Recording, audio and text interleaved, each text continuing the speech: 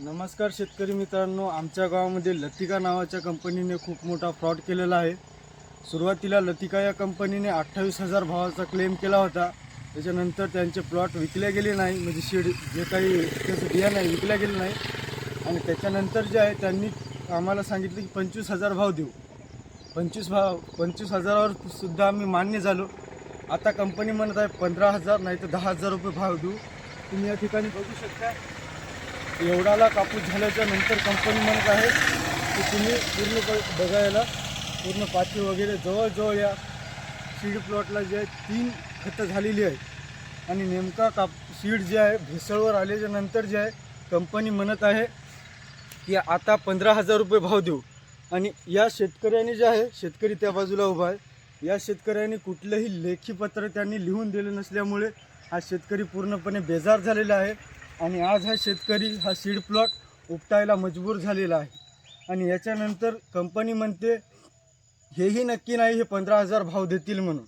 आणि त्यांचा उद्देश फक्त एवढाच आहे की या शेतकऱ्याने बेजार होऊन आपला कापूस जे आहे सीड प्लॉट जे आहे उपटून टाकायचा आहे आणि कंपनीला कुठल्याही प्रकारचा मुआवजा मागायचा नाही आहे, एवढंच म्हणणं आहे।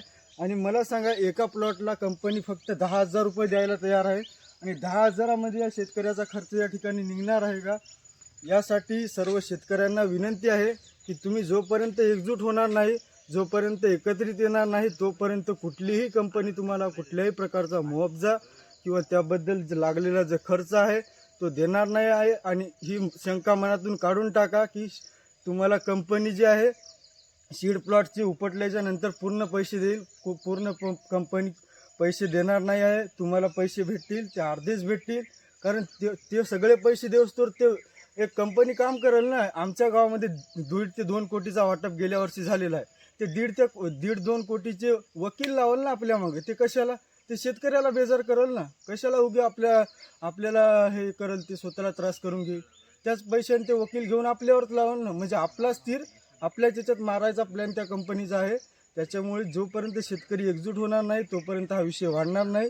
हा विषय वाढवायचा की स्वतःचं नुकसान दरवेळेस करून घ्यायचं आणि अशा कंपन्याचा स्वतःहून घाटा करून घ्यायचा शेतकऱ्याच्या हातात आहे। मित्रांनो, हा व्हिडिओ जास्तीत जास्त शेअर करा आणि जे कोणी संघटना शेतकऱ्याच्या आहेत त्या शेतकऱ्याच्या संघटनेपर्यंत हा व्हिडिओ जाऊ द्या।